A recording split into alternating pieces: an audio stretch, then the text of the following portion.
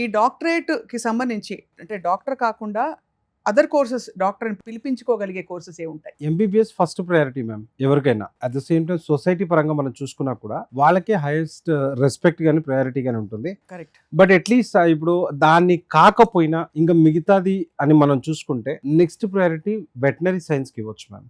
ఒకప్పుడు private practice లేదు veterinary science లో, అవును. చాలా తక్కువ. ఏదున్నా కూడా గవర్నమెంట్ డాక్టరే ఉండేవాడు. ఇప్పుడు ప్రైవేట్ ప్రాక్టీస్ లో కూడా they are you know earning good respect as well as money also. So అట్లా వెటనరీ సైన్స్ వైపు వెళ్ళొచ్చు. అదేవిధంగా ఈ మధ్య కాలంలో అంటే అలోపతి కాకపోతే ఆయుర్వేద బాగుంది అనే కాన్సెప్ట్. అంటే అలోపతిలో మనకి ఏమవుతుందంటే ఇమ్మీడియట్లీ రిలాక్సేషన్ ఉంటుంది. అవును. సో ఆయుర్వేద కొద్దిగా టైం తీసుకొని ఉంటుంది కనుక ఆల్టర్నేట్ వైపు మనం చూసినప్పుడు డెఫినెట్లీగా ఆయుర్వేద డాక్టర్స్ కూడా ఇప్పుడు మంచి అని చెప్పొచ్చు. Veterinary then Ayurveda. అదే విధంగా నెక్స్ట్ చూస్తే హోమియోపతి. అవును. అంటే లాంగ్ టర్మ్ లో డిసీజ్ ని క్లియర్ చేయాలి అంటే definitely homeopathy will take care. Correct. So ఆ రకంగా మనం చూసుకున్నప్పుడు ఈ మూడు నెక్స్ట్ దాని తర్వాత అని చెప్పొచ్చు. అదే విధంగా ఈ మధ్య కాలంలో ఫిజియోథెరపీ కూడా దాని డిమాండ్ పెరిగింది. అవును. అవును. అవును. ఈ ఫిజియోథెరపీ నాట్ ఓన్లీ అంటే స్పోర్ట్స్ లో కావాల్సి వస్తుంది. రైట్. రైట్. మనం క్రికెట్ దగ్గర నుంచి ఫుట్బాల్ దగ్గర నుంచి రకరకాల స్పోర్ట్స్ వాటిలో యూనో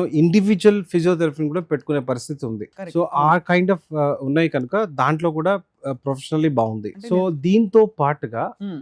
రైట్ అంటే ఇండియాలో దీనికి అంత డిమాండ్ లేదు, బట్ వరల్డ్ వైడ్ గా డిమాండ్ ఉంది. నేను అదే డాక్టర్ చెప్పబోతున్నా. In pharmacy. Doctor in pharmacy. Doctor in and pharmacy that's universally accepted అండి డాక్టరేట్ ఇన్ ఫార్మసీ.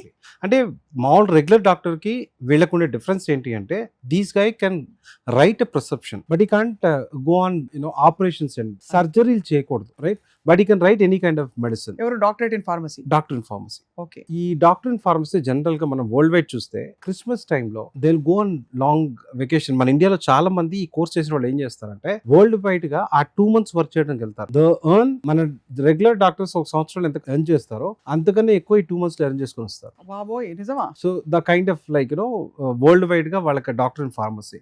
సో ఈ సెక్టర్స్ అన్నిట్లో ఒకవేళ ఎంబీబీఎస్ డాక్టర్ కాలేదు అనుకున్న పక్షాన దీంట్లోకి వెళ్ళొచ్చు.